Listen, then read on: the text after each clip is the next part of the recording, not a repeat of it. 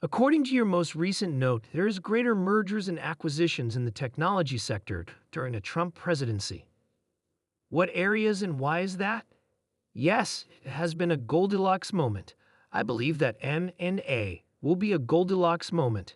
Look, regulatory issues and valuation hubris have been major problems. I believe that a tidal wave of M&A is about to occur, particularly in the areas of cybersecurity, infrastructure software, and artificial intelligence. I believe I've witnessed a lot of both private and public ones. It's similar to a tech prom, but nobody is actually asking anyone to dance on either side. I believe this begins now. In my view, a Trump administration might lead to significant M&A.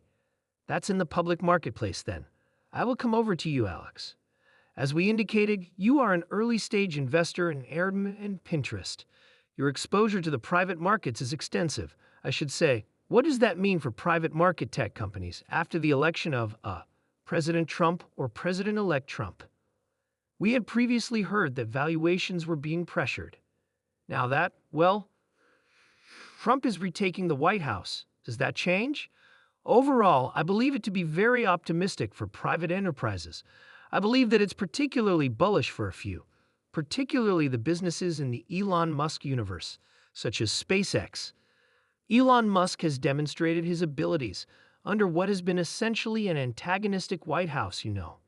It will be amazing, I believe, and I believe this is true for private markets as a whole, whether the White House is neutral or positive.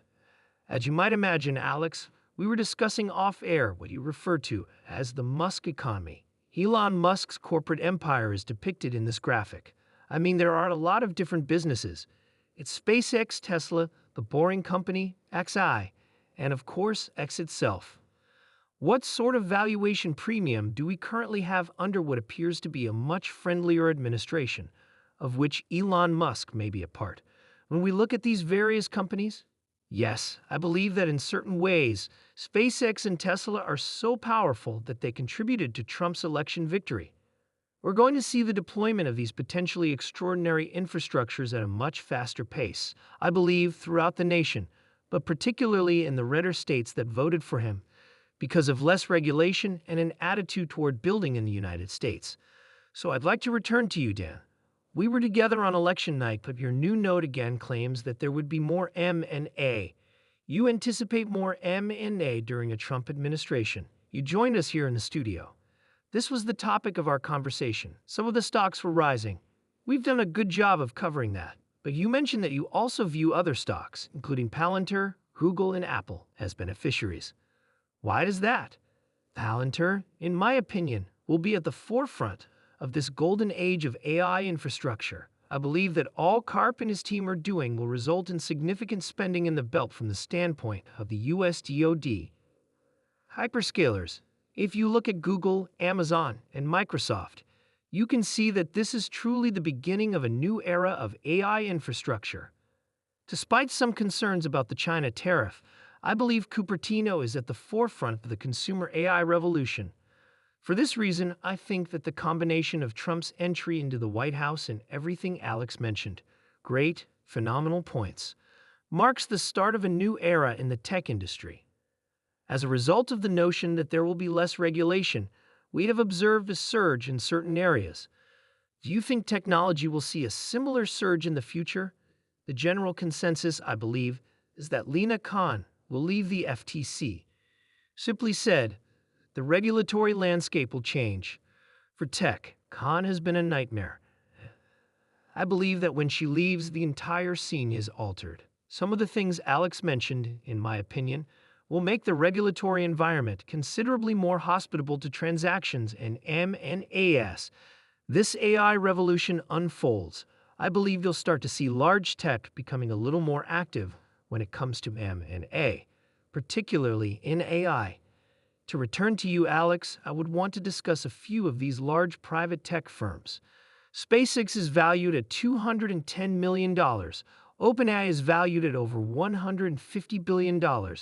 And Stripe is a sleeping behemoth with a valuation of over $65 billion. Is it possible that a Trump presidency will cause them to visit the public markets more quickly? Does it alter the picture of valuation? What, after all, does it do to these businesses that have been out of the public market, apparently yearning to enter? Yes, I believe that the public markets will open sooner than expected. Now that we know exactly what will happen in the White House. I believe that AM and markets are up for business, as Dan mentions. In addition to the initial public offerings, IPOs, which I believe are just waiting to happen, we have a lot of friends who are very eager to begin making purchases. This will assist recycle the capital. One significant piece of news about one of the largest stocks in the market, and occasionally the largest due of its back and forth fluctuations with Apple, was something I overlooked. Naturally, it's Nvidia.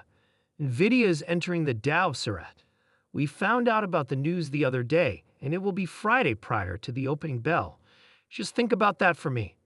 What does the impact of Berkshire's sale on the stock market's movement in relation to Apple mean for the stock market's movement in relation to Nvidia? I believe it maintains its momentum.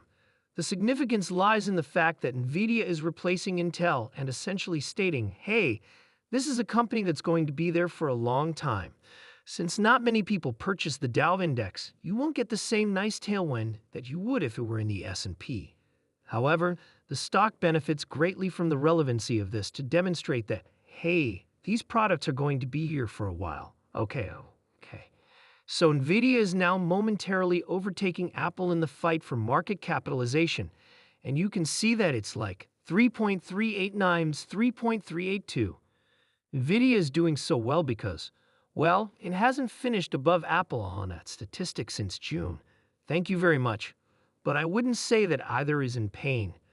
The market capitalization is huge, and we're back, except for Nvidia, which has not yet released. The majority of mega-cap names have decreased in response to last week's earnings results. The news that the company would join the Dow this week has caused those shares to rise. The Dean of Valuation at NYU's Stern School of Business, Aswath Damodaran, is here to discuss his thoughts on the Magnificent Seven. It is good to see you again. Welcome back. Scott, thank you. You have had a chance to process things as a shareholder, and an observer, both of which are important to us. What do you learn from this? These businesses, in my opinion, have mastered the art of manipulating earnings. They look at the expectations, and they come in 2 to 3% higher. You're probably thinking, why even bother with the expectations? Since they're likely to beat it by 2 or 3%, the true story, in my opinion, is found in the financial reports, and I believe that businesses demonstrate this. For example, Microsoft acknowledges that while AI's products and services have potential, the promise of monetization is not being fulfilled. I examine the firms and find no outliers in any direction, but I believe that what you should be searching for is a change story, which isn't happening just yet. They have been operating under essentially the same storyline for the entire year. Have any of your personal holdings in these names been sold? Since, as I mentioned, you are both an observer and a stakeholder in many of these names, I'd just like to keep our visitors informed. About a year and a half ago, I sold half of my Nvidia shares, but I haven't reduced my holdings or expanded my position since. By framing it in terms of what I originally paid for these equities, rather than what they traded at their peak 3 or 2 months ago, I feel rather comfortable about what I have. Therefore, I'm content with my current situation, and as an investor, that's all I need to be. I also need to be content with my own choices. You got into those names early, which is why you are a professor of finance at the Stern School of Business. How about Semis?